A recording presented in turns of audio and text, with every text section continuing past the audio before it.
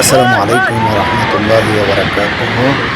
এটা হলো যে ভূমিকম্প হয়েছে এই দুইটি দেশে, ওটার পরিস্থিতি কত না ভয়াবহ, এবং এই পরিস্থিতিগুলা আমরা কেউ একটু চিন্তাও করি না। কী কারণে আল্লাহ তাআলা আমাদেরকে বলে গেছেন বারবার এই কথাগুলা, আমাদের আলেমুলামা মায়েরা সবসময় এটার নসিহত করে গেছেন এবং বলে গেছেন সব কিছু যেন এরকম ঘটবে। এরপর আমরা বিশ্বাস করি না।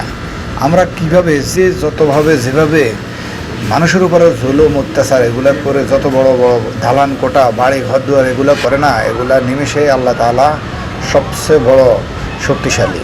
আল্লাহ তাআলার উপরে কোনো শক্তি আর কিছুই নেই। আল্লাহ তাআলা চাইলেই যে কোনো জিনিস নিমেষেই শেষ করে দিতে পারে। এটা হলো তারই বড় প্রমাণ। আমরা যতই পাপ করি, যতই অত্যাচার অবিচার করি, কিন্তু আমাদের যতই শক্তি থাকুক না কেন, আমাদের সে সবচেয়ে বড় শক্তিশালী একমাত্র আল্লাহ তাআলা উপরে আছেন। তিনি বসে আছেন উপরে, তিনি 7 আসমানের উপরে তিনি বসে আছেন।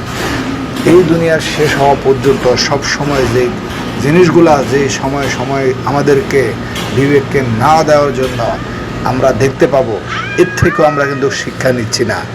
আল্লাহ তাআলা যারা এই দুনিয়া ছেড়ে চলে গেছেন তাদের সকলকে হেফাজত দান করুক, এবং যারা দুনিয়াতে আছে তাদেরকে সঠিক ইসলাম দ্বীন ইলম শিক্ষা করার তৌফিক দান করুক, এবং অন্যায় কাজ থেকে পাপ কাজ থেকে আমাদেরকে আল্লাহ তাআলা অনেক দূরে রাখুক।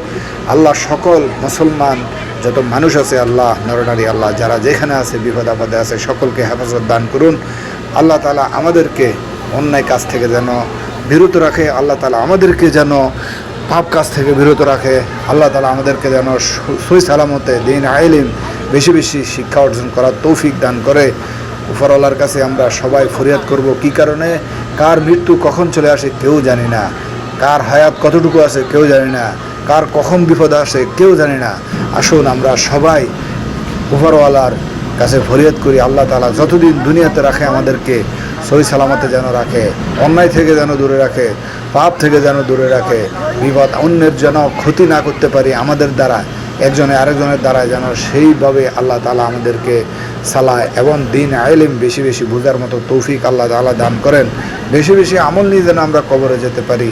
দেখুন এই ভিডিওটি সাক্ষী হয়ে সারা জীবন এটা থেকে যাবে, এবং কিয়ামত পর্যন্ত যে নিশানাগুলো কিয়ামতের আগে পূর্বে, কিয়ামতের পূর্বে যেগুলো ঘটবে, আল্লাহ তাআলা অবশ্যই এই নজিরগুলো দেখাবেন আমাদেরকে শিক্ষিত হওয়ার জন্য এবং বোঝার জন্য। তবুও যদি আমরা উপরের যে খোদা, যেই রব আমাদেরকে সৃষ্টি করেছেন এবং আমাদেরকে আবার ফিরিয়ে নিয়ে যাবেন, তার শক্তির সম্বন্ধে, তার হুকুম আহকাম মেনে চলার ব্যাপারে যদি আমরা গাফেল থাকি, তাহলে আমাদেরকে ভয়াবহ এমন দুর্যোগের মোকাবেলা করতে হবে। আল্লাহ তাআলা আমাদের সকল মানুষকে, সকল ভাই বোনদেরকে হেফাজত দান করুক।